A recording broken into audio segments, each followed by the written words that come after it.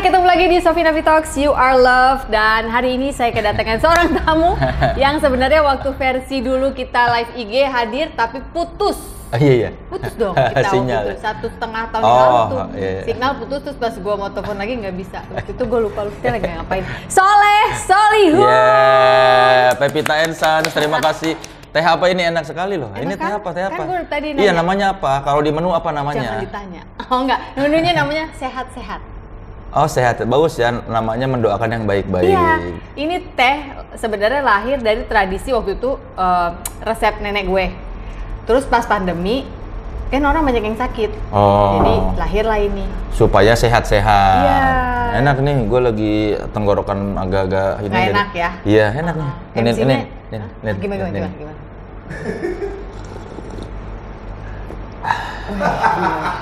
Langsung memberikan kehangatan ya. Dan terasa didoakan gitu ya. Gitu ya. Sehat-sehat ya, sehat-sehat. Ya, bagus ini, harusnya begini nih. Restoran-restoran, kafe-kafe itu doain ngasih nama. Orang dong. Iya, sekaligus mendoakan kan. Mau apa, Mas? Sehat-sehat. Nah, itu kan semua yang kita mau, bukan? iya, benar. Berarti nanti the next harus ada makmur gitu. Nah, kan, ya? sama kaya-kaya gitu. Kaya gitu. Oke, boleh. Nanti ya idenya akan saya tampung. Jurnalis, kritikus musik, stand up comedian, sutradara, main film juga, tapi sekarang MC juga. Iya. Ya, ini sakit tenggorokan karena sebenarnya dia merendah dari atas gunung. Dia cuma mau ngasih tahu kalau job MC-nya lagi rame. Lagi tiap hari MC. Iya, karena event. Oh, event. Ya kan Joyland 3 hari, jadi gua nge-MC 3 hari gitu. Oke, dan nggak stand up sama sekali yang kali ini? Iya, ada dikit-dikit lah, karena harus sebelum mengenalkan komika yang tampil, biar menghangatkan dulu lah. Itu sehari nge-MC berapa jam? Pokoknya 4 sesi nge-MC-nya. Satu sesi berapa jam? Sebentar, cuma paling 5 menit paling lama, karena kan mau manggil komika yang tampil. Jadi gitu. di Joyland ada satu hari itu ada 4 sesi. Jadi di Shrooms Garden namanya. Ada 4 komika yang tampil dari mulai jam 5 sore. Nah, ya gua harus ngumpulin penonton, ngumpulin penonton. Kadang-kadang harus manggilin penonton. Oh iya. Udah kayak sales HP kan. Iya. Boleh kakak, Iya, stand up-nya kakak. Iya. Tapi lu nggak pernah kan ngerasa suruh kayak gitu di bus beneran? Pernah nggak? Enggak. Ada pengalaman hidup lu? Enggak, gua dari dulu dari zaman belum banyak duit juga enggak lah. Gitu-gitu capek. Tapi sekarang akhirnya tetap lu ketemu dalam skala lebih gede malah. Iya. Karena memang salah satu pekerjaan jadi MC itu nggak enaknya di situ. Iya. Semacam ganjal beduk gitu, Pak. Iya, ya kan? harus manggil-manggil orang, ayo kumpul dong sini. Apalagi kan orang banyak yang misalnya belum tahu, ada sesi stand up gitu. Jadi harus agak sedikit usaha, yang terutama sesi pertama ya yang jam 5 ya, orang baru datang belum banyak. Iya, jadi harus, ayo di sini ada stand up segera dimulai. Jadi bukan cuma sekedar MC, jadi kayak orang yang jualan gitu. Iya. Hore-hore suruh datang, ngawe-awe gitu, ngawe-awe. Tapi saya menikmati kok, saya menikmati. Bener ya? Iya, menikmati. Seneng ya? Menikmati. Berarti abis ini akan masuk ke dunia per-MC-an? Oh, sudah. Enggak, wedding gitu? Iya, asal ada yang mau bayar. Oh, iya. Cuma kan saya belagu, masang harga tinggi, jadi ya udah kalau nggak mau bayar segitu nggak mau, jadi saya belagu lah. Oh iya, lumayan belagu untuk harga ya pokoknya. Oke. Kan saya ngikutin Pongki Barata. Oh, siapa itu ya? Oh. Ada lah, guru saya dalam mencari uang itu Pongki. Oh, dia ya?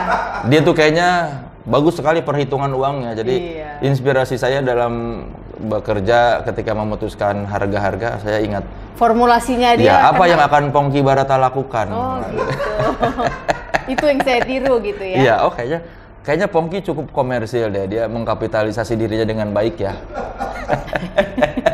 Bukan begitu? Iya, sepertinya begitu. Iya. Coba nanti saya undang ya dia. Ini kan salah satunya dari hasil kapitalisasi Pongki Barata kan? Coffee shop ini ya.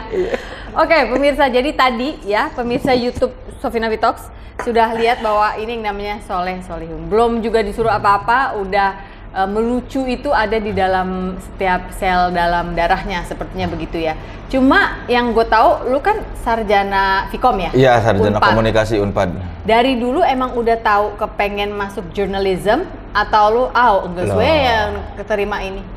Dulu kan gue milih ilmu, kan dulu UMPTN-nya ilmu komunikasi. Ya.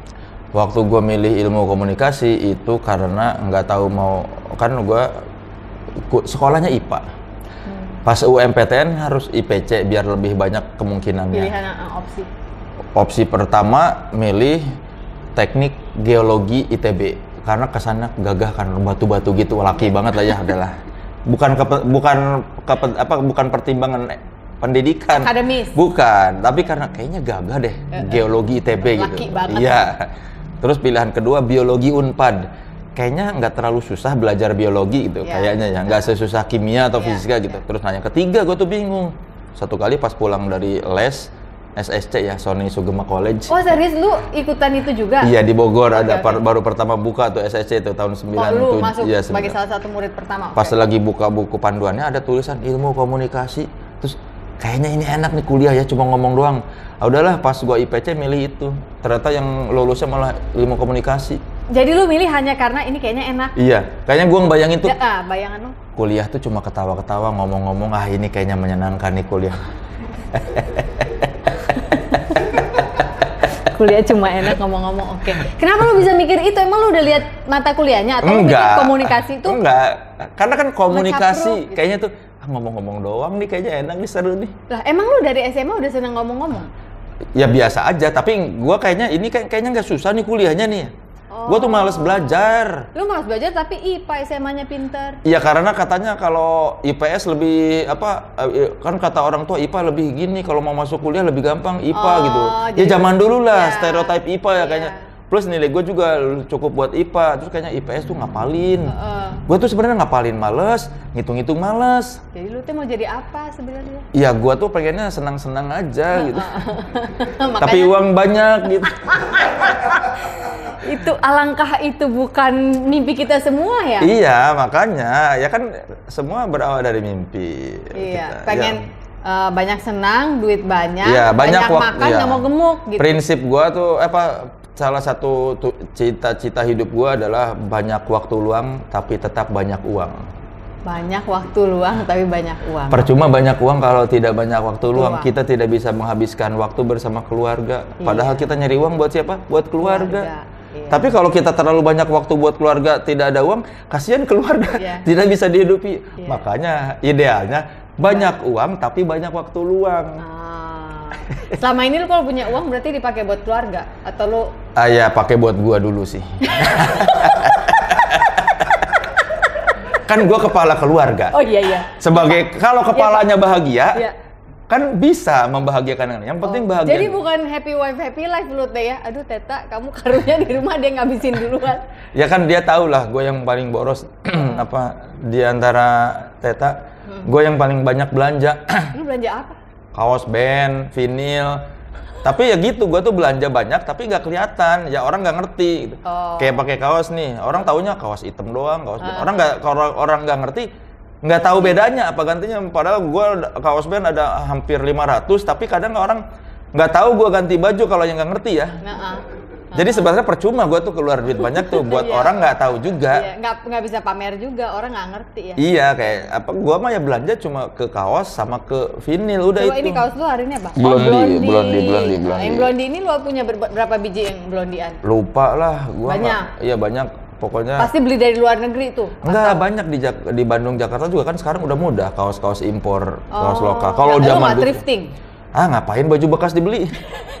Ya kan gue nanya, ini pemerintah lagi menggalak kan, lagi dibakar. Udah gitu, kalau baju bekas, kalau kaos band ya, baju bekas, harganya nggak masuk akal, bisa 5 juta, bahkan ada yang 20 juta. Yang thrifting? Kalau yang kaos band ya? Masa? Iya, misalnya kalau ada kaos Nirvana asli keluaran tahun 90. Wah, itu harganya nggak masuk akal. Bisa jutaan ya paling murah. Ya bisa kadang ada yang 20 juta kaos yang gitu-gitu. Ya gua kan pikir karena saking lu hobinya lu mau ngejar gitu. Enggak, gua hobi yang baru-baru aja lah, jangan terlalu gitulah diperbudak sama dunia lah. Iya benar ya. Beli kaos 20 juta. Kayak nggak punya hikmat itu. Iya ngapain coba kaos, aku bangga lihat ini kaos vintage. Asli dari 90, 20 juta, buat apa? Di foto taruh di Instagram juga 5 post lagi, ngulang deui kan? Orang juga nggak tahu juga kalau nggak dikasih tahu ini harganya, ini malah dikiranya kaos udah belel kok dipakai. Iya benar, bolong-bolong. Iya, gue mah senormalnya aja, tapi ya gitu. Tadi sampai kuliah kan ilmu komunikasi. Terus harus milih jurnalistik semester ketiga tuh. Harus. Kalau zaman sekarang di Unpad tuh udah dari awal udah ada ilmu komunikasi, jurnalistik, humas, apa udah jelas. Kalau zaman dulu Fakultas Ilmu Komunikasi Unpad tuh cuma 2 jurusannya di UMPTN, ilmu komunikasi dan ilmu perpustakaan. Nah, semester 3 harus milih nih si ilmu komunikasi nih. Mau jurnalistik, mau manajemen komunikasi atau hubungan masyarakat. Manajemen komunikasi terlalu banyak ngapalin teori-teori. Hubungan masyarakat kayaknya gue terlalu berantakan deh bajunya. Untuk berhubungan dengan masyarakat. Iya kayak kan humas tuh kayak rapi-rapi, cantik-cantik, ganteng-ganteng. Kayaknya jiwaku bukan di situ deh, selera aku. Terus ada jurnalistik, jaket himpunannya gagah. Banyak kantong. Terus ada garis 2, ada patch-nya. Pokoknya keren lah. Wah ini jurusannya keren kayaknya nih, jaket himpunannya udah gitu. Kan Superman sama Spiderman wartawan. Oh iya. Ya udahlah, gua pilih itu aja lah, kayaknya keren jurusannya. Mudah ya, lo memfilter ini aspek-aspek kehidupannya. Iya, karena kan sama-sama nggak tahu juga masa depannya apa, jadi ya udah gua pilih yang kayaknya menarik. Aku seneng sama teori kehidupannya, soalnya kalau kata guru-guru kehidupan itu adalah jangan terperdayai oleh shiny bright objects. Kalau dia kebalikannya, semakin shiny dia deketin, kayaknya gitu ya. Wow, hebat. Tapi ternyata gara-gara gua kuliah jurnalistik, gua menemukan passion. Oh, ternyata menulis itu menyenangkan.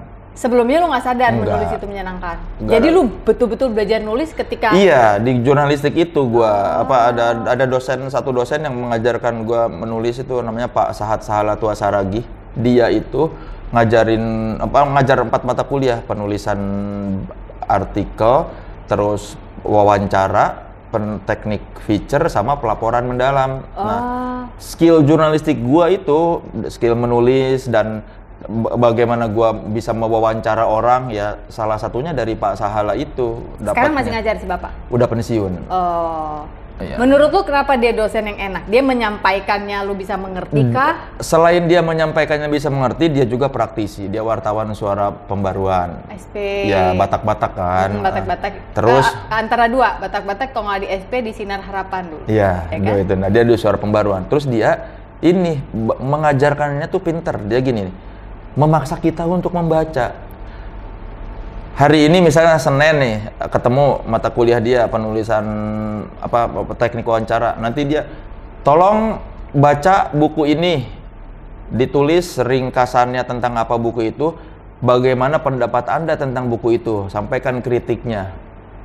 Ditulis pokoknya dalam satu tugas perseorangan. Jadi kan harus membaca gua. Iya, untuk summarize. Gua tuh males baca buku serius. Cuma gara-gara Pak Salah jadi kepaksa kan ngebaca gitu, ini buku tentang apa. Jadi dia tuh ngasahnya gitu. Karena orang kalau mau bisa menulis harus membaca kan. Jadi dia memaksa kita buat membaca. Ya, gua mau nggak mau harus baca karena kan gak mungkin gua menyaring merangkum isi tulisan itu dan menganalisa apa buku itu kalau tanpa membaca. Jadi awalnya sebel, apaan sih nih membaca, tapi jadi malah jadi terpaksa belajar. Dan satu-satunya dosen yang seperti itu di Vkom Unpad saat itu ya cuma Pak Sahala yang setiap minggu. Yang lain nggak ada tugas seperti itu.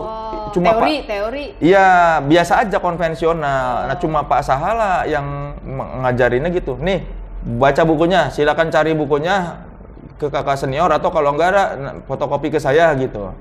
Pokoknya nanti saya pinjemin. Intinya gitulah. Baca buku. Semua 4 mata kuliah dia gitu, selalu tugasnya seperti itu. Setiap minggu ada laporan baca. Jadi terpaksa membaca dan tahu-tahu bisa menulis. Itu cara terbaik untuk belajar nggak sih sebenarnya menurut lo dalam bidang apapun? Kayaknya ya, iya. Baca, udah di sini tulis coba yang udah dibaca. Iya, dan terbukti berhasil ya. Gue dari yang tadinya kayaknya gue nggak tahu ya gue bisa nulis apa enggak. Gue tuh dari dulu nggak tahu bakat gue apa. Orang kan ada yang selalu bilang gue sudah tahu mau jadi apa sejak kecil. Nah gue enggak. Gue tuh nggak tahu bakat gue apa ya di dunia ini ya. Makanya gue ya udahlah jalanin aja dulu lah. Orang tua nyuruh sekolah ya sekolah tanpa tahu bakat gue apa. Lu gitu. tuh anak keberapa kalau boleh tahu? Pertama. Dari 3 bersaudara. Anak pertama nggak tahu mau jadi apa itu agak langka loh, Le. Iya karena kan ya biasanya kan driven banget kalau anak pertama. Enggak, mungkin bokap gua pernah mengira gua punya bakat public speaking karena kelas 6 SD gua disuruh ikut lomba khotbah ya. Dia bikinin teks dakwah gitu soal Isra Mi'raj, ini hafalin, ikut lomba sana dan gue juara 1, gue hafal itu, gue baca, gue hafal, gue ini. Tapi gue nggak mengira itu bakat gue ya, nggak tahu bakat gue apa. Plus ya mungkin gue kenapa nggak berpikir bakat gue apa, dan gue tuh nggak pernah memandang masa depan karena gue dari SD kalau nggak salah kelas 5 entah kelas 6 gue udah mengira gue nggak akan berumur panjang. Hah? Kenapa lo mikir gitu? Lu sakit-sakitan kecilnya? Bukan, karena gue pas lagi kelas 5 atau kelas 6 SD itu terlalu banyak kematian dalam hidup gue tuh. Kayak ada temen gue mati ketabrak di jalan tol. Terus tiba-tiba ada sepupu gue meninggal. Terus gue sering baca buku itu loh, apa majalah Hidayah itu loh yang azab, apa siksa kubur, apa. Hidup lu dipenuhi ketakutan. Iya, hidup gue dipenuhi dengan nuansa kematian. Wah kalau nanti meninggal di dalam kubur disiksa gini-gini. Wah so ada baca mati suri, ada orang mati suri terus terbangun di dalam kubur. Wah kan serem banget kan. Iya. Terus gue tuh, ya kayaknya gue nggak akan hidup lama deh. Jadi ya udahlah nggak usah mikirin masa depan. Tuh kan, hati-hati loh apa yang Anda izinkan masuk ke dalam. Terus lo berubahnya di mana tuh? Mulai masuk kehidupan di dalam jiwa lo, menurut lo? Enggak, akhirnya gue justru itu jadi prinsip hidup gue. Ya bisa mungkin aja kita besok udah nggak ada. Jadi buat apa terlalu memikirkan hal yang belum terjadi. Jadi akhirnya kita nikmatin aja saat ini. Gue tuh kenapa bisa punya pandangan hidup seperti ini, karena dulu gini, waktu SD gue pengen buru-buru SMP, pengen pakai celana biru biar terlihat gede. Itu juga gue dulu. Udah SMP, aduh pengen pakai celana panjang, pengen buru-buru SMA. Udah SMA, gue pengen balik lagi ke SMP, ini kayaknya seru SMP. Terus kayaknya lebih seru di SD, masih belum banyak masalah. Lagi SMA, pengen buru-buru kuliah, pengen ngerasain baju bebas. Begitu udah kuliah, gue pengen balik lagi ke SMA deh, kayaknya lebih enak kuliah sekolah pakai seragam menyenangkan SMA. Jadi kayak gitu. Gue waktu di saat SMA pengen buru-buru kuliah, di saat SMP pengen buru-buru SMA, jadi kayak terlalu melihat masa depan tapi tidak terlalu menikmati saat ini. Lu tidak pernah hidup dalam sini dan kini? Dulu. Ya. Nah pas kuliah, gue baru sadar itu, mungkin udah bertambah. Tingkat berapa itu? Lupa ya tingkat berapa ya, pokoknya ya udah kayaknya tingkat awal deh, baru sadar, oh iya ternyata gua ngapain buru-buru pengen ini ya, harusnya kemarin gua nikmatin aja. Makanya gua kuliah 7 tahun kan, ya udah gua nikmatin nikmati aja. 7 tahun. Karena ya udah iya, manusia tuh kadang-kadang suka pengen buru-buru berjalan dari titik ini ke titik berikutnya tanpa sadar bahwa lu akan merindukan titik yang sekarang. Jadi harusnya dinikmati, dan karena gue tahu dulu merasa umur nggak akan lama, berarti mungkin harusnya ya udah, kita kan tidak akan tahu umur kita kapan, dan ya nggak ada yang bisa menjamin juga lah kita umur sampai berapa, tapi setidaknya yang bisa kita lakukan adalah mensyukuri dan menikmati hari ini. Iya. Oke, sebentar. Lo kan bilang kalau dulu dipenuhi dengan ketakutan dan cerita-cerita tentang kematian. Yeah. Dan itu membuat pandangan hidup lo adalah berarti kita harus nikmati yang sekarang, karena kita nggak tahu masa depan. Tapi bedanya dengan Soleh yang dulu yang ketakutan ngeliat ini itu, Soleh yang sekarang masih ketakutan nggak? Kadang-kadang masih ada. Kayak kalau sekarang lebih takutnya gini, mikir kalau gue udah meninggal sekarang misalnya nih, gua pengen ngelihat anak gua gede itu sih. Kalau dulu gua lebih takutnya meninggal tuh karena gua pengen ngerasain bercinta lagi kecil.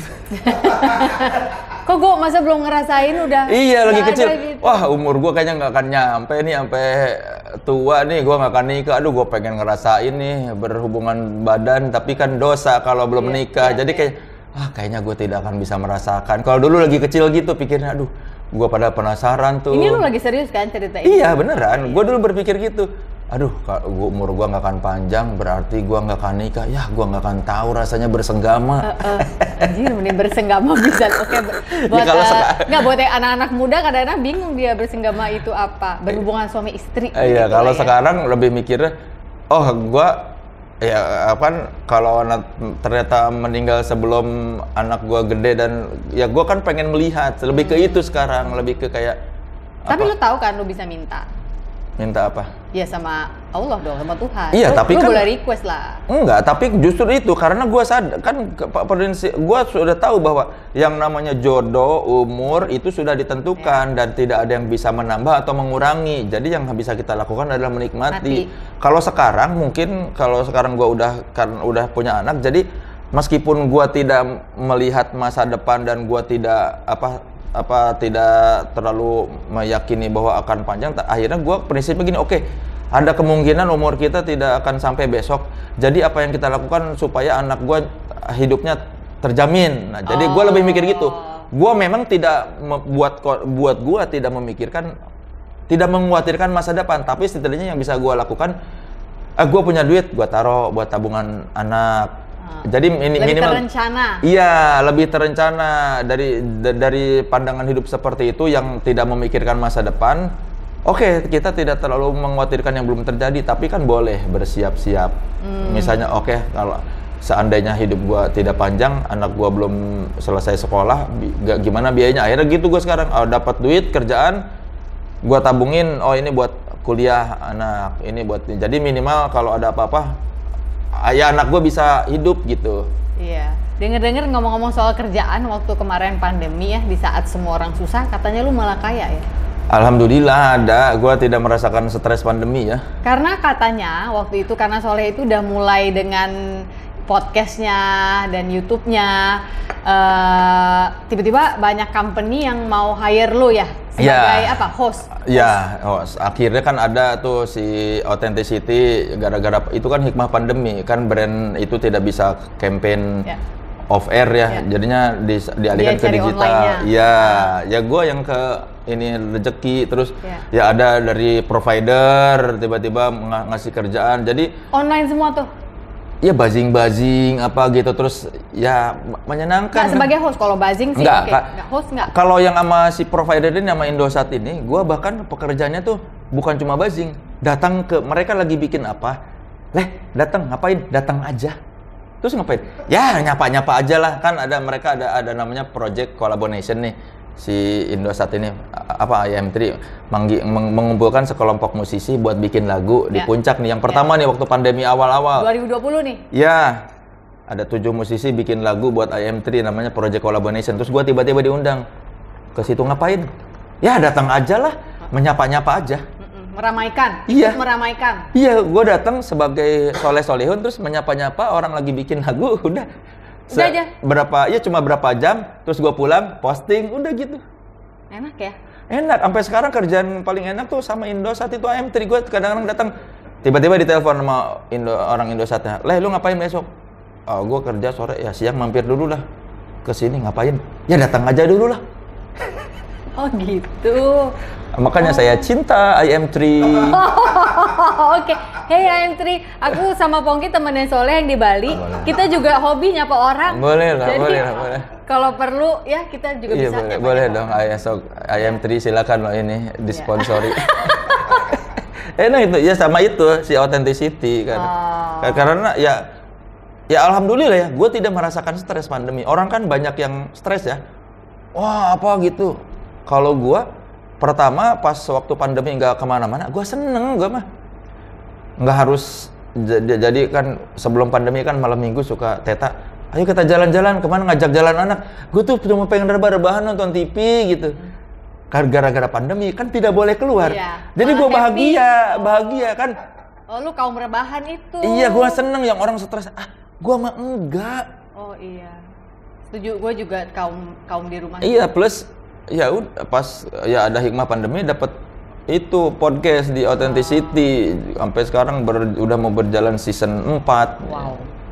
Ya ternyata tidak semua orang merasakan ini ya kesulitan pandemi. pada saat Ya walaupun gua temen gua, sahabat gua meninggal gara-gara Covid, terus sepupu gua, ponakan gua ada yang meninggal juga gara-gara Covid. Tapi dari gua pribadi mah ada malah dapat berkah.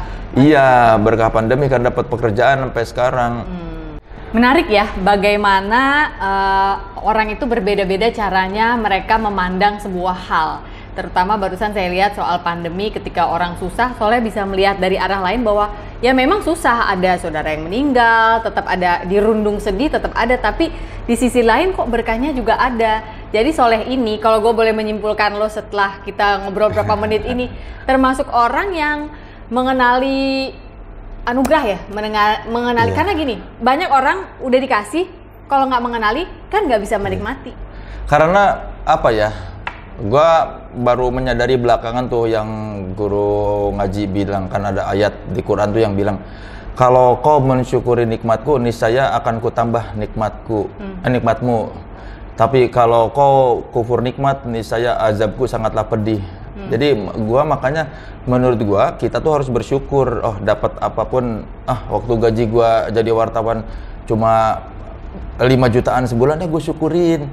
Nggak gua mengutuk kenapa gini. Memang ada harapan, pengen gaji lebih gede, tapi syukurin aja. Kalau kita, makanya bener yang kalau disyukurin akan ditambah nikmatnya, karena yang nggak tahu ketika kita bersyukur ternyata ada lagi. Malah ketika nanya-nanya, aduh duit kapan nambah nih? Ketika ngutuk-ngutuk kapan kerjaan datang. Rungsing di situ. Iya, dulu zaman awal-awal gua freelance dari ngantor ke stand up kan nggak ada penghasilan tambahan, nggak ada penghasilan tetap ya, kadang ada, kadang nggak. Kadang misalnya 1 bulan nggak ada job, suka aduh ini bulan ini belum ada kerjaan. Panik. Iya, uring-uringan kayak stres, aduh ada kerjaan nggak ya? Malah nggak ada kerjaan. Begitu gua ikhlas, ya udahlah. Gua malah ketika momen itu selalu ingat yang Sujiwo Tejo bilang tuh. Apa tuh? Orang yang menista agama tuh bukan yang penista agama sesungguhnya adalah ketika orang yang menyaksikan bahwa besok tidak akan susah, nggak jelas makan apa, intinya lah. Kayak lu artinya lu uzon sama Tuhan. Iya. Jadi dan gua tuh merasa ya udahlah, ketika gua ikhlas, Allah bakal ngasih. Ada aja kerjaan. Berprasangka baik pada Allah. Iya, makanya kan Tuhan itu siapa, gua dengar dari siapa? Bahkan gua dengar dari Indraki atau siapa gitu. Tuhan itu seperti yang kita sangkakan. Ya. Ya udah, kita berbaik sangka aja sama Tuhan bahwa karena dia nggak mungkin jahat. Iya, makanya masa nyiptain kita terus sengaja buat dijahat-jahatin. Ya, walaupun mungkin kita suka bertanya kenapa ada orang susah, kenapa ada perang, kan kita apakah Tuhan jahat? Tapi gua mah berpikir, ayo udah gua berbaik sangka aja sama Tuhan. Toh selama ini gua selalu dikasih yang baik, dari kecil sampai sekarang gua tuh merasa ini karena kebaikan Tuhan. Dan ibu gua cerita dulu, waktu kamu hamil, ibu gua tuh ngaji mulu, jadi banyak ibadah ibu gua tuh. Mungkin kenapa sekarang alhamdulillah nasib gua ya lumayan doa baik. Ibu. Ya, benar-benar doa ibu. Jadi ibu gua bilang, waktu mama hamil kamu rajin ngaji setiap malam gitu. Ya mungkin makanya ya alhamdulillah rezekinya bagus. Tapi ya itu, intinya mah mensyukuri. Kadang-kadang begini loh, kalau kita tidak mensyukuri, duit sebanyak apapun tidak akan terasa nikmat.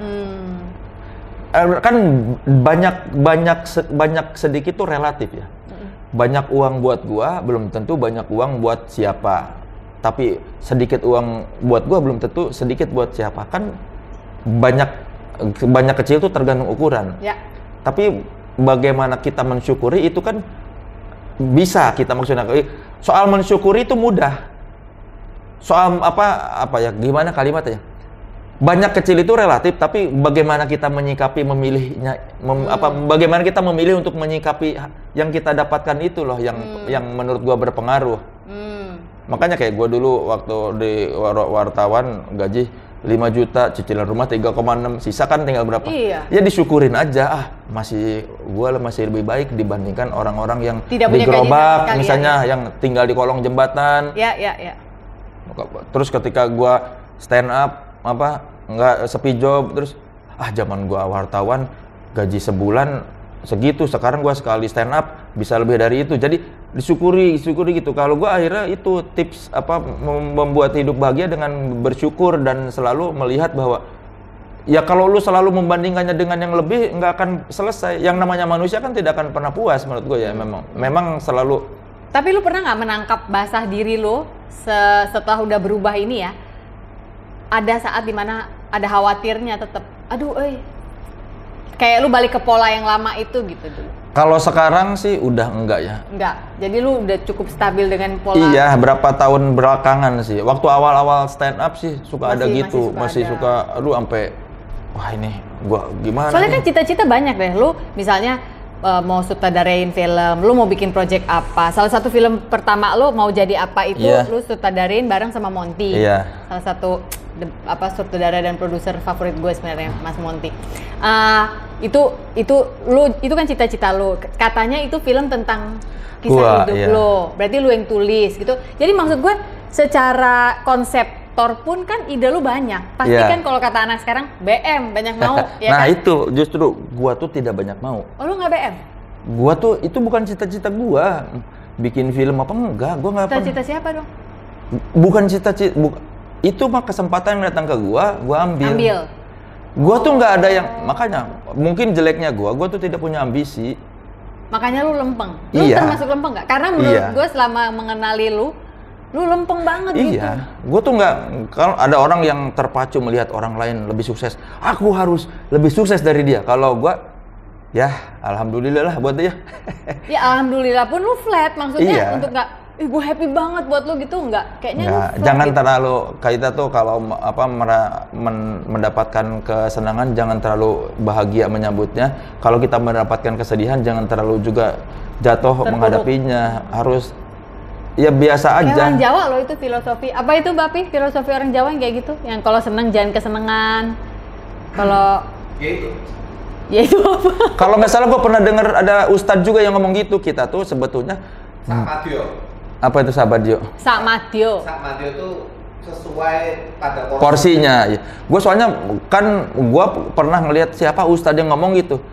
Sebenarnya kita tuh kalaupun mendapat kebahagiaan jangan terlalu berlebihan menikapinya, dan kalaupun sedih ya jangan terlalu sedih kan.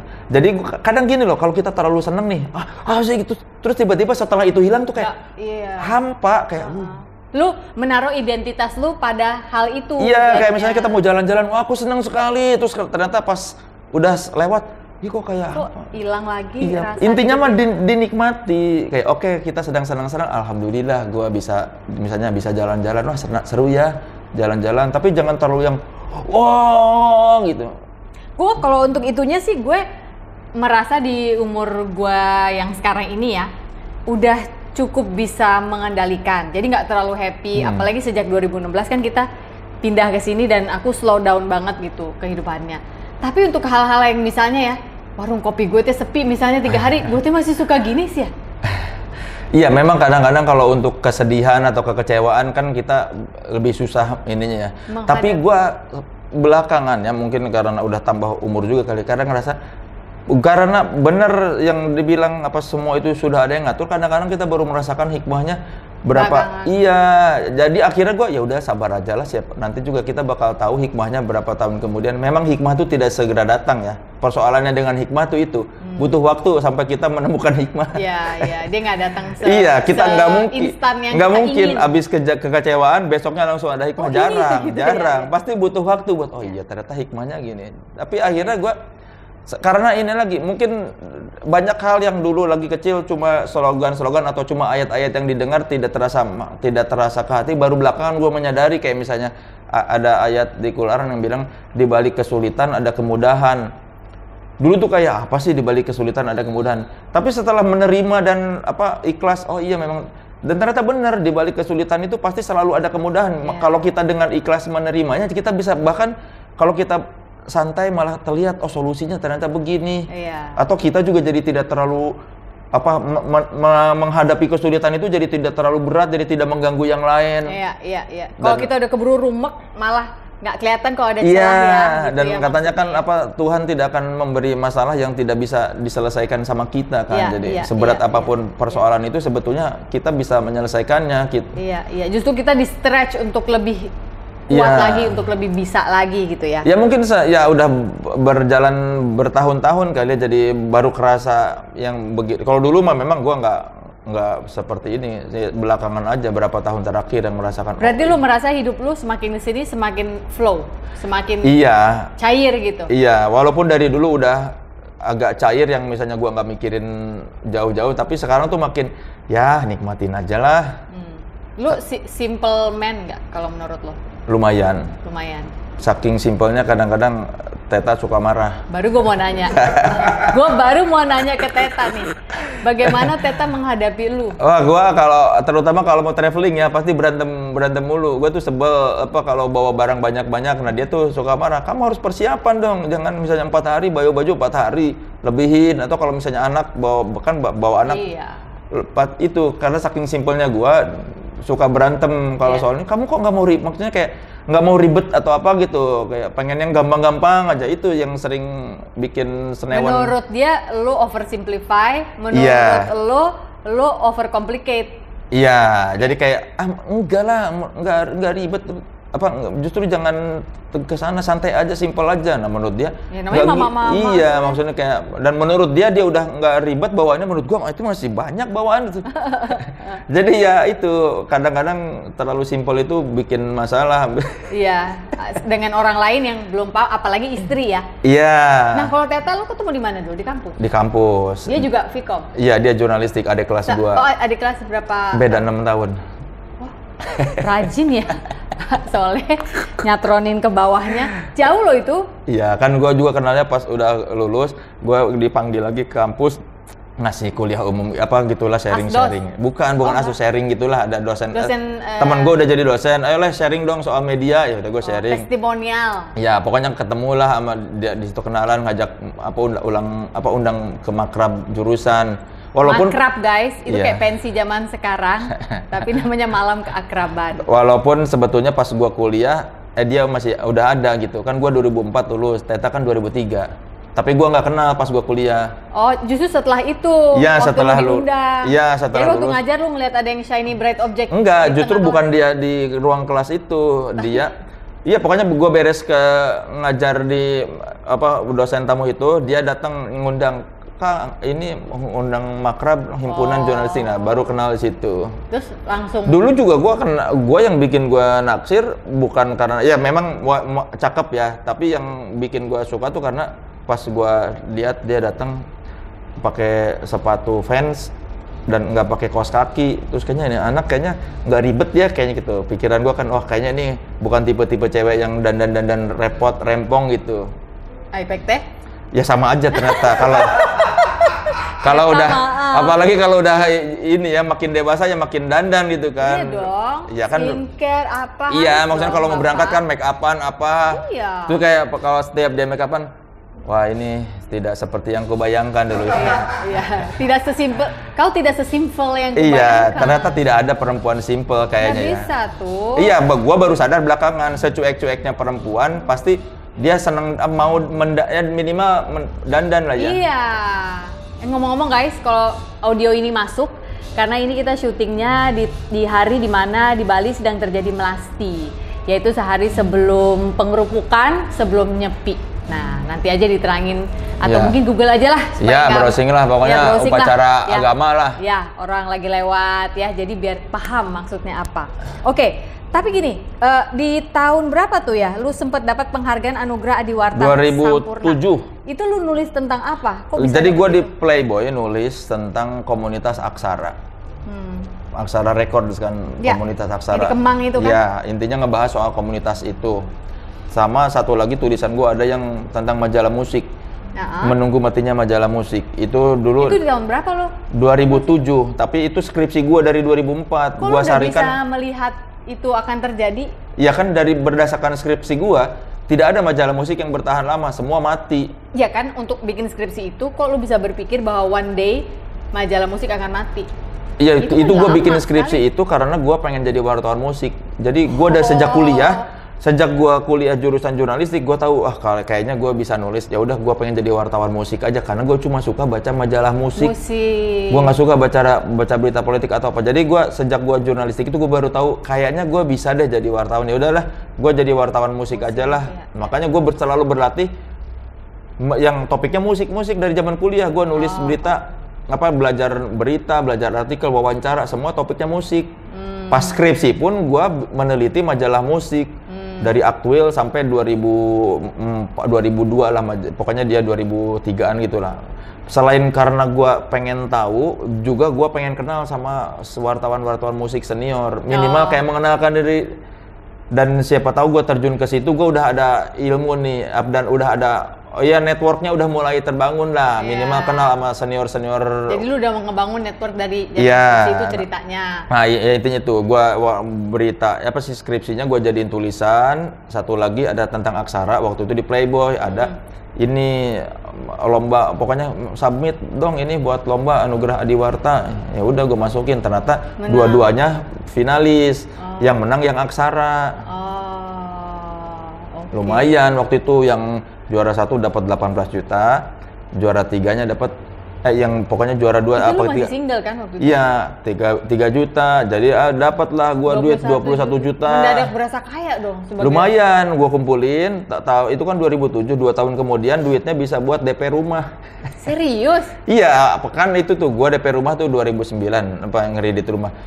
Duit dari si Sampurna itu, pokoknya si Anugerah Adiwarta itu, terus gua pernah menang kuis Are You Smarter Than a Fifth Grader? Oh iya, kita kalah waktu itu mainnya aku sama Pongki. Gua dikasih tahu sama produser, lu mau nggak minimal 15 juta dapat begini tipsnya.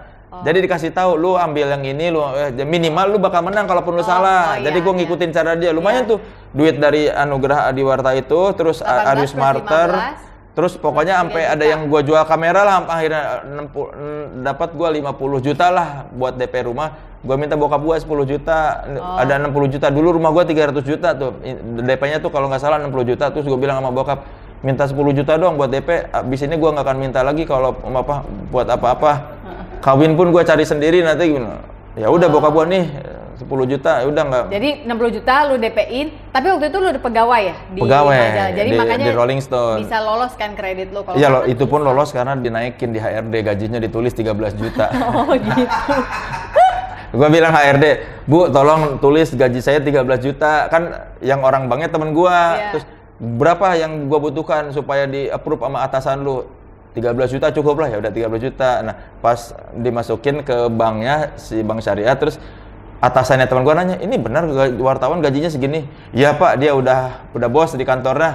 Jadi dia approve, padahal mah nggak segitu. Nggak, tunggu sebentar. Tapi itu rumah udah beres? Udah. Oh ya udah, jadi ini udah bisa diomongin ya. Jadi bukan menjadi satu enggak, gua ya nggak apa-apa. Gua rasa dalam perkreditan iya. Tapi kan itu praktek wajar dalam perbankan kita, tahu? Boleh. Setelah gua tahu, kata temen gua kan emang boleh. Banyak yang begitu. Kalau nggak begitu, susah kalau gaji karyawan-karyawan yang gajinya pas-pasan untuk dapat kredit. Iya, apalagi kita dua-duanya seniman, nggak apa-apa. Apalagi seniman, susah kan dipercaya. Tapi katanya as of next year ya, Bapi ya? Pendapatan digital kayak dari YouTube. Iya, baru haki ya apa sih? Dipertimbangkan, bener nggak? Nggak tahu tahun berapa, tapi ya udah diperbincangkan. Iya, kata teman gue yang orang bank, banyak yang begitu. Jadi gue selalu dapat bank yang perkreditan rakyat dikasih sih, tapi bunganya Masya Allah. Perkreditan rakyat mah berat bunganya. Berat. Nah begitu pandemi, kerasa deh kita kemarin tuh nangis-nangis dia berdua udah takut beneran takut rumah ditarik udah. Separah itu gitu loh kemarin tuh. Tapi ya oke lah, that is for another story. Intinya adalah lu merasa bahwa lu mau jadi wartawan musik karena itulah yang lo senangi. Lo nggak suka baca buku lain, pokoknya sukanya musik-musik. Terus kayaknya gue bisanya ini, gue kan pengen jadi musisi kayak Iwan Fals, tapi fals suara gue beneran. Udah gitu, gue main gitar nggak bisa. Gue tuh sempat belajar gitar SMP tuh. Lo nggak merasa bisa? Susah. Terus kayaknya bakat gue bukan di sini deh. Iya. Udahlah, kayaknya masih ada orang lain yang lebih berbakat. Karena dulu tuh gini susah loh, mau belajar gitar kan harus di stem. Iya. Gue nggak bisanya tem. Lu tone deaf gitu, maksudnya bagaimana? Iya kan nyetem kan harus ngerti. Iya. Gue nggak ngerti, dan nggak tahu caranya juga. Udah gitu kan kalau mau belajar dari yang buku-buku gitu, begitu nyoba ngejarin kok fales. Jadi serba salah kan. Jadi kesel. Iya udahlah kayaknya udah gitu pas kunci F gitu sakit. Sakit ya kalau pakai semua. Akhirnya udahlah ini bukan bakat gue. Iya. Jadi kalau nulis ya. Ya itu pun kayaknya karena gue tidak tahu lagi mau ngapain. Ya udah jadi wartawan aja. Tapi dia wartawan yang baik loh. Dia bisa menggali dan ternyata itu membawa nasib hidup lu menjadi ya si sutradara tadi, film, stand up sekarang. Iya. Awalnya tuh kenapa? Lu menganggap diri lu lucu nggak? Kadang-kadang ya. Nggak, gua tapi tuh kenapa lu nekat nyoba? Karena ada duitnya.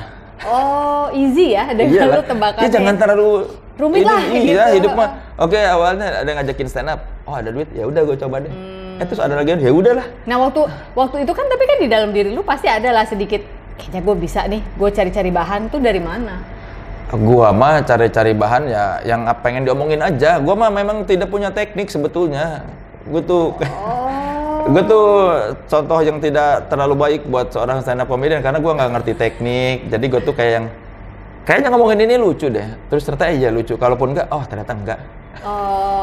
Jadi tapi lu nggak takut gini? Soalnya di Indonesia tuh tradisinya itu masih banyak orang yang baperan ya, ngomong ini dikit kena, ngomong ini dikit kena. Ya beda lah dengan budaya Amerika katakan. Walaupun sekarang mereka juga udah ikut-ikutan cancel culture juga. Woke. Iya. Tapi iya si woke itu ya bolak-balik. Emang dari dulu lu teh sarewa ya tuh kumaha sih wok. Sebel. Pertanyaan gua adalah lu nggak takut menyinggung? Apalagi kan lu pernah stand up comedy sendiri di depan Pak Jokowi, walaupun waktu itu beliau belum jadi presiden ya, masih gubernur. Itu gimana lu? Deg-degan lah. Kalau takut menyinggung gini, apa sih? Sekarang gue gini aja. Kalau gue lihat konteks acaranya, kalau acaranya kaku-kaku ya udahlah cari materi yang aman aja lah. Aman tuh kayak apa menurut? Ya cuma jokes-jokes soal menertawakan gua atau ngomongin tempat atau misalnya jok-jok standar kayak yang ya ngecengin apa yang ada di situ gitu, ngomentarin. Ya spontan berarti kan. Iya. Otak lu harus merantai. Iya, atau nggak yang berat-berat. Hal-hal yang pernah gue lihat live. Iya, atau kalau gua tuh gini kayak tipe stand up-nya kalau di job korporat, materi gua tuh biasanya yang terlihat di depan mata. Jadi lebih mudah orang relate-nya, konteksnya. Berarti harus cukup istirahat tuh ya. Kalau kurang tidur agak kurang susah memperhatikan loh kalau gua merasa. Kalau gua mah asal gua lihat dulu sebelum manggung tempatnya kayak gimana, gua bisa dapat materi dari situ. Lu nervous tuh. Kan lu ya nervous, tapi gini. Nervous mah udah pasti nervous. Cuma pengalaman gua setiap job yang gua pikirkan malah nggak lucu. Jadi akhirnya gua pasrah aja lah, gimana nanti di tempat lucu mulu. Iya gitu. Job-job korporat gue yang gue persiapkan nih, perusahaannya apa? Gue riset. Malah jadi kurang lucu. Malah nggak lucu. Begitu gue gimana nanti aja lah, nggak usah dipikirin. Deg-degan sih pasti deg-degan begitu sebelum naik. Tapi gue lihat dulu ada apa sih di tempat ini, atau sebelumnya ada penampilan apa. Itu orang kayak gimana dilihat. Udah materinya menarik berdasarkan. Ya. Dia orang lempeng, tapi dia driven by adrenalin. Ketika adrenalin lu kurang bermain karena lu research, menurut gua nih malah jadi kayak kurang nonjok gitu ya. Ya justru gua tuh kalau misalnya pas semakin sebelum manggung semakin kayaknya bakal nggak lucu, malah lucu. Berarti waktu sekolah lu tipe SKS gitu? Sistem kebut semalam? Bukan kebut semalam, gua nulis jam 6 di sekolah, PR. Mana lihat teman? Tidak ada istilah sistem kebut semalam. Malam gua pulang malam, tidur malam mah. Gua kan pulang nongkrong mulu, pulang malam, nggak sempet ngerjain PR. Gua datang pagi jam 6, nanya teman yang pinter, lihat dong, gua salin. Bukan kebut semalam lagi. Gua kebut di pagi hari. Iya, kebut di hari H. Iya. Ya bukan sesuatu untuk ditiru sih memang, tapi boleh tapi ditiru loh. Boleh, gimana tuh? Boleh. Ya itu. Kalau anak-anak lu melakukan itu lu nggak apa-apa. Gua kan selalu bilang waktu itu, kalau setiap anak gua nanya, gua bilang, kamu mah enak sekarang, ada apa-apa tinggal lihat komputer, coba cari dulu komputer, kalau nggak ada baru tanya bapak. Karena gua juga males mikir kan. Enak kan jadi dia ya. Makanya kalau pendidikan teta yang pusing. Gua mah udahlah kamu aja. Jadi kalau yang belajar PR atau ngerjain tugas, Teta yang ini. Yang nemenin. Iya, karena gue stres gitu. Gue lagi kecil aja malas Nggak disuruh ngerti. belajar. Kenapa? Sekarang gue kan harus belajar, harus ngajarin. Jadi kadang-kadang gue tuh suka sebel kalau sama Teta. Tuh kamu temenin belajar. Gue jadi kayak anak kecil lagi disuruh belajar sama orang tua. Disuruh belajar dan ngajarin kan, aduh. Jadi akhirnya Teta. Beban ya buat. Ya sebel kayak aduh belajar lagi gue udah lepas dari pendidikan, maksudnya kayak udah terbebas gitu, hidup sudah Kenapa sih merdeka. harus dibalikin Iya, lagi? akhirnya sekarang kesadaran. Teta tahu kalau setiap mau ujian atau apa dia yang nemenin belajar. Yang paling mirip lu yang mana anak lo yang melakukan itu? Kan lu suka bilang ini si cool, ini si bingung, yang mana? Kalau apa ya, kalau sifat kayaknya si yang kedua ini banyak mirip sama gue ya. Apa? Dari OCD-nya apa? Lu gitu. OCD sebelah mana? Gua tuh ada kadar-kadar gua tuh lagi kecil, kata nyokap gua ya, nggak mau berangkat kalau tali sepatu gua rata. Oh harus Rata Harus katanya. rata atau Talinya harus begini. Tali sepatu nih. ini nggak enak dong buat lu. Maaf ya, nggak enak. Iya, Lu nggak suka lihat. Iya, kata nyokap gua waktu kecil tuh harus begini nih. Ujungnya harus sama nih. Kalau Coba, panjang coba. sedikit, Zoom. Ya, ngomong aja. iya kalau panjang sedikit kata nyokap gua belum mau berangkat, harus rapi, harus rata banget baru berangkat. Tunggu bentar. Tapi ini kurang rata Ini enggak. Ini kurang. Ini soalnya ini. Nah, itu kalau ada keluar-keluar gitu gua juga nggak terlalu suka nih kayak. Oh, jadi dia harus di mana? Enggak harus ini sama panjangnya nih. Ini jangan ngelebihin ini nih. Ini Oh, jangan. ini nggak boleh ngelebihin ini, tunggu ya. Harus gitu. Lebih waktu kecil gue lebih parah kata nyokap gue, nggak mau berangkat sampai tali sepatu ujungnya panjangnya sama gini. Lah, tapi susah loh yang satu ini. Ya makanya nyokap gue sebel sama gue lagi kecil tuh ngerepotin. Tapi sekarang kaos kaki lo? Ini kan sekarang udah agak menerima gue. Oh. Kalau di rumah apa yang lo beresin?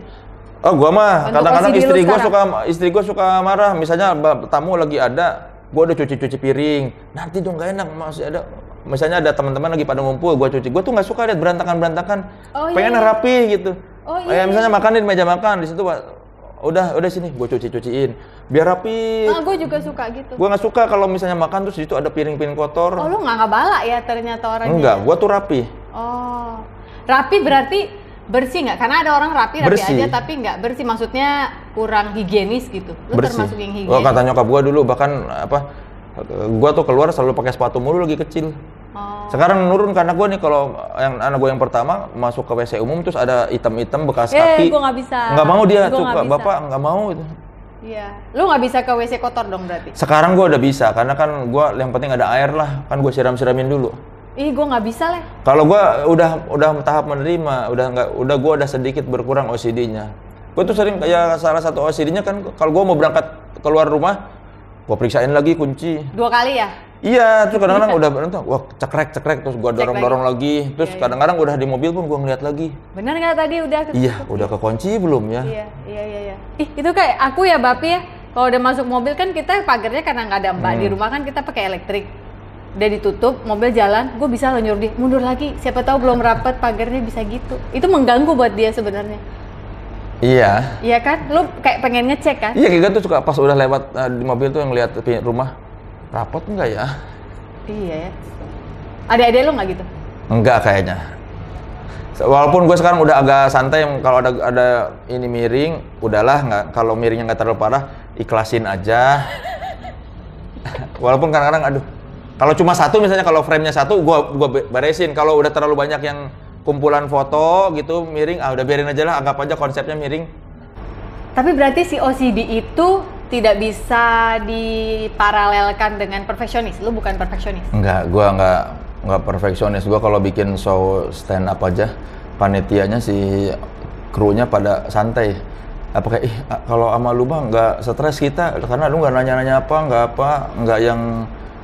nggak yang ribet gitu, ngeriksa detil apa. Kalau gua mah ya itu aja. Gue baru 2 kali sih gue bikin show stand up, tapi si produsernya kayaknya production manajernya gitulah. Ih kalau sama lu mah santai nih, gue nggak stres, lu nggak nanya-nanya apa, nggak yang ini gimana ya karena gue mah udahlah semua orang udah ada tugasnya masing-masing. Iya. Kalaupun ada kekurangan tidak perlu terlalu dipakai marah-marah atau apa. Lu tau nggak? Lu remind me of who? Denny Chandra. Denny Chandra tuh begini nih. aku kan bertahun-tahun ya sama Kang Denny dulu nge-MC untuk acara Sang Bintang SCTV. Itu bertahun-tahun tuh waktu dari zaman Inul pindah ke Dewi Persik. Banyak belajar dari Kang Denny tuh kayak gininya. Ya udahlah, soal udah ada yang ngatur. Sementara kan gue ribet. Iya. Kalau nggak terstruktur, gue kayak, aduh gue menempatkan diri gue harus di mana kalau nggak ada strukturnya gitu. Kalau gue mah ya udah peran gue apa di situ ya udah, atau posisi gue di situ apa ya udah itu aja. Kan udah ada yang lain yang mengurusi bagiannya. Kalau kita memikirkan kerjaan orang atau apa, jadi kayak nggak, gue mah nggak mikirin kerjaan orang lah. Gue tuh lebih ke kalau ada yang minta bantuan, gue siap membantu gitu loh tipenya. Jadi gue diam aja. Kalau gue mah, aku tidak mau membantu yang bukan pekerjaanku.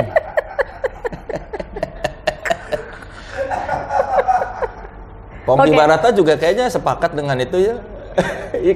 Ya, dia selalu bilang, kamu boleh loh mah, nggak harus selalu jadi jawaban, kamu punya hak juga bertanya jadi orang. Nah, kalau gue tipe yang selalu ingin membantu. Enggak, gue mah prinsipnya selama sebisa mungkin jangan menambah-nambah urusan. Iya sih kalau lu itu kan ya. pasti nambah urusan lah. Iya. Tapi kan kadang suka kesian orang kalau butuh bantuan teh. Jadi gue tuh suka yang, lu kasihan ya kalau gue ada di posisi itu, pasti gue juga bingung. Enggak, gue mah pasrah aja, udah semua udah ada yang ngatur. Jadi gue mah tidak perfeksionis karena ya gue mah karena seperfect apapun pasti bakal tetap ada kekurangan. Nah tapi kalau majelis tidak alim itu lahir dari apa? Itu kan karena waktu itu gue pengen bikin show stand up gue yang pertama, terus keresahan gue kan banyak yang berhubungan dengan agama kayak kok katanya kebebasan beragama, tapi masih banyak berita soal orang mau beribadah susah. Bukan cuma orang yang berbeda agama, orang yang satu agama tapi beda pemahaman aja pada berantem, ya kan. Jadi kayak banyaklah keresahan-keresahan gue tentang agama, dan kayaknya mungkin karena itu jadi gue ngasih judulnya Majelis Tidak Alim, plus banyak isinya juga tentang renungan-renungan gue, kayak pertanyaan-pertanyaan gue soal keagamaan. Makanya gue nggak berani rilis digital downloadnya sekarang karena berbahaya. Iya, nanti kena woke-woke lagi. Iya. Ya. Hobi lu selain belanja kaos vinil yang tadi lo sebut di awal itu, sekarang mau motoran juga? Karena lu geng prediksi. Iya. Memang cita-cita dulu teh punya motor yang pengen dari SMP. Udah pengen punya motor gede gitu. Sekarang punya berapa? Motor yang gedenya 1, motor kecilnya 3. 3 tuh apa misalnya? Vespa 2, GL Pro 1. Oh, itu termasuk kecil ya GL Pro? Kecil, ya 160 cc. Ya, dari dulu lah, gua memang tidak punya ambisi, tapi kayak misalnya dari dulu gue pengen deh punya motor gede. Tapi kayaknya nggak mungkin deh. Ya udahlah, siapa tahu ada. Tapi kan nanti gue bakal cepet mati kan, dulu sempat mikir gitu. Tapi dulu, sekarang terbukti enggak kan? Iya, dulu tuh kayak gue mikir, aduh gue pengen beli motor gede tapi mahal banget. Kayaknya nggak mungkin gue punya punya duit sebanyak itu buat beli motor. Terus ternyata tiba-tiba pas bisa. Kok gue kayaknya bisa nih beli motor mahal. Terus ya motor mahal lah. Terus pas udah beli, lu rasa ya seneng aja, kayak gue pas akhirnya gue punya motor itu tuh kayak gue berterima kasih sama Allah kayak. Ya oke, bersyukur. Tapi bayangan gue kan lu tuh flat ya. Iya. Lu bisa yang enggak, gue nggak, biasa aja. Seneng ya. Oh gitu. Gitu iya. aja kayak. Jadi tapi pas nyetirnya baru senyum-senyum sendiri. Ya mungkin dalam hati kayak, nggak nyangka ya. Mungkin diri gue yang wartawan tidak pernah menyangka gue bakal mengendarai motor semahal ini gitu. Tapi gitu, gue tuh ya meskipun tidak ada ambisi, gue mah cuma pengen deh punya ini. Tapi enggak yang manusia dong. Ya, tapi gue tidak pernah mengejar itu untuk misalnya gue pengen punya ini, maka gue harus kerja keras untuk mendapatkannya. Enggak, gue mah kayaknya pengen deh punya motor gede. Tapi susah aja. Ya udahlah. Terus ternyata tiba-tiba ini kayaknya bisa deh. Kayaknya bisa. Ya udahlah gitu. Jadi tapi gue nggak fokuskan orang katanya, kalau kau ingin mendapatkan sesuatu, kejarlah mimpi itu, usahakan sekuat mungkin. Iya, enggak kalau gak mah. Ya, kalau dapat alhamdulillah, kalau enggak ya memang belum rezeki. Iya, karena sejatinya mungkin sebenarnya di dalam spirit lo udah tahu suatu hari akan dikasih. Mungkin ya, pada akhirnya gue yakin kayaknya cuma masalah waktu aja kayak itu pendapat seperti itu muncul setelah gue bisa nonton Rolling Stones. Dulu tuh gue berpikir kayaknya tidak mungkin gue bisa nonton Rolling Stones. Gue nggak punya duit, terus kayaknya kalaupun nonton kayaknya susah ya nonton deket. Terus tiba-tiba tahun 2015 gue dalam 2 minggu nonton Rolling Stones 2 kali. Itu tidak pernah terduga dalam hidup gue. Udah gitu yang keduanya gue nonton deket banget di depan panggung dalam konser kecil di Singapura yang bener-bener keriputnya personelnya kelihatan yang deket banget yang cuma 3 meter dari panggung Itu kayaknya setelah itu terjadi kayaknya hal-hal duniawi lainnya dalam hidup gua bisa terwujud deh. Karena yang gua pikir tidak mungkin pun mungkin. Iya, gua dari bertahun-tahun mimpi pengen nonton Rolling Stone, tapi nggak mungkin. Kayaknya nggak mungkin ke Singapura lagi. Kalaupun ke Singapura gua nggak punya duit pasti. Ternyata dalam waktu 2 minggu gua nonton 2 kali itu kan kayak wow banget ya. Berarti sepertinya ini hal-hal duniawi bisa terwujud nih yang gue penginkan. Ya nggak lama setelah itu kan 2 tahun kemudian gue bisa kebeli motor.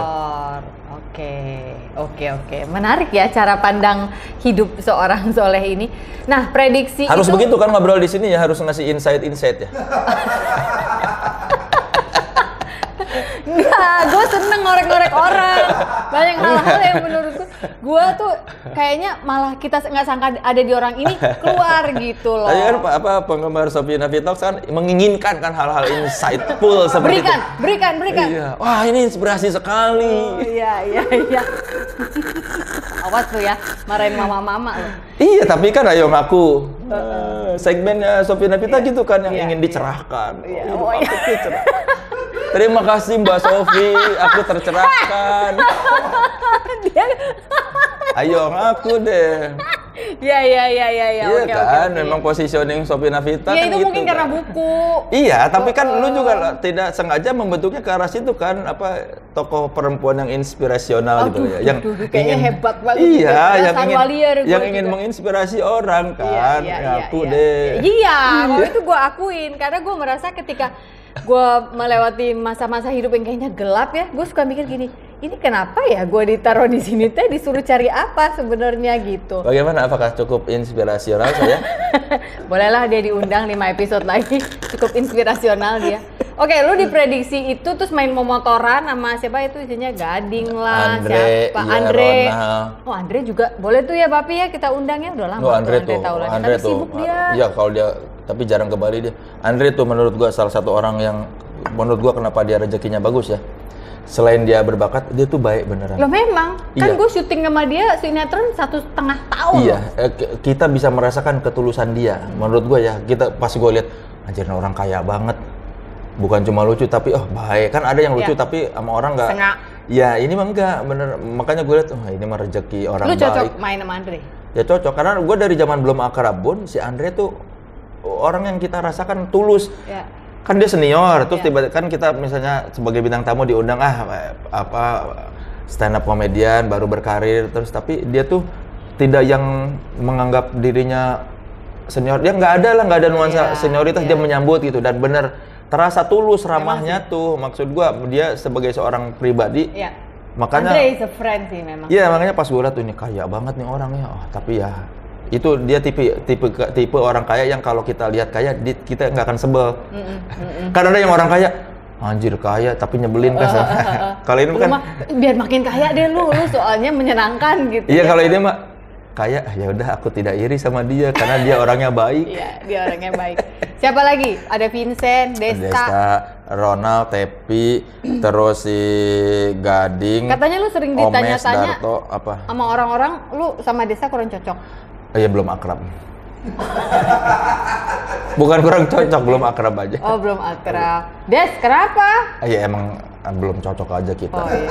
Nah, Desta nggak usah ditanya, tanya aja sama gua. Oh, malu. Iya, nanti Desta, tapi Desta mah nggak mau diundang sih. Ya, dia mah susah. Iya, nantilah moga-moga suatu saat. Sama Dedi aja kan gara-gara dia pikir Dedi mau meninggal kan, makanya dia mau ikut. Bohong. Iya, dia datang ke podcastnya Dedi gara-gara dia dapat kabar Deddy Corbuzier kayak udah mau meninggal atau apa gitu, sakit berat atau apa kan yang dia sempat COVID gitu. Oh iya.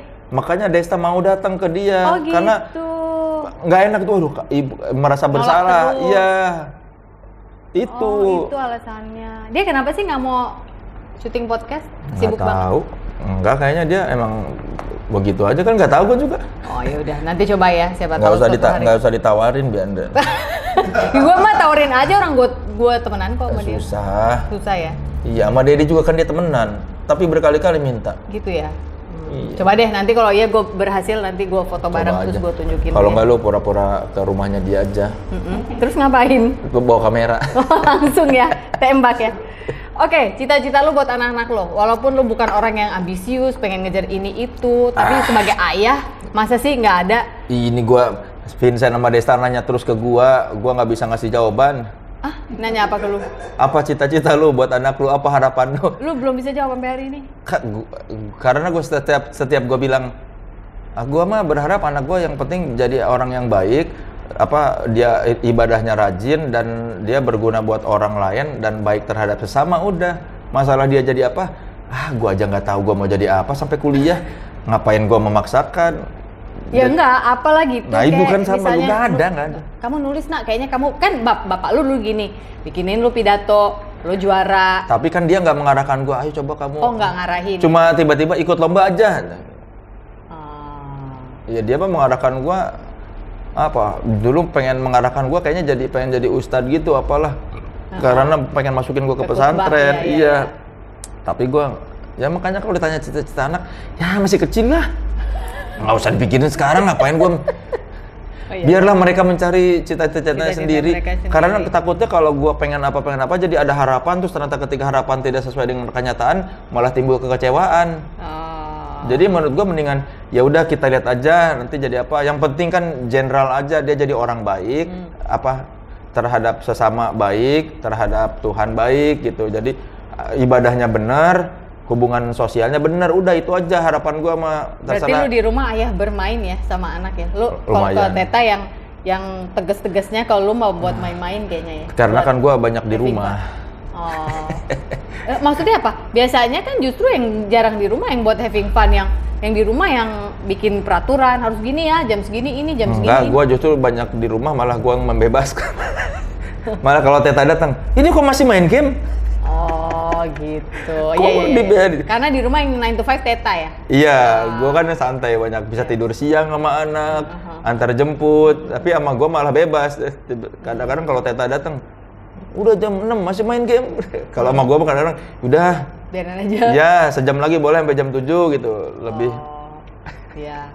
Kebayang ya si Teta pusing juga ya hari-hari. Ya, dia ngurusin 3 laki lah di rumah. Iya, lu sebagai anak paling tua sebenarnya ya. Oke, Soleh Solihun terima kasih untuk waktunya. Terima kasih sudah menikmati juga sehat-sehatnya. Sehat-sehat. Sopi Napi Friend. Apa nama penggemar?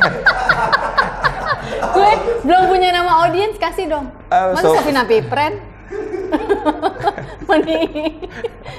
Apa dong, lu punya ide? Apa punya ide kasih gue nama pemirsanya. Sopi Napitawati. Sopir Sawan.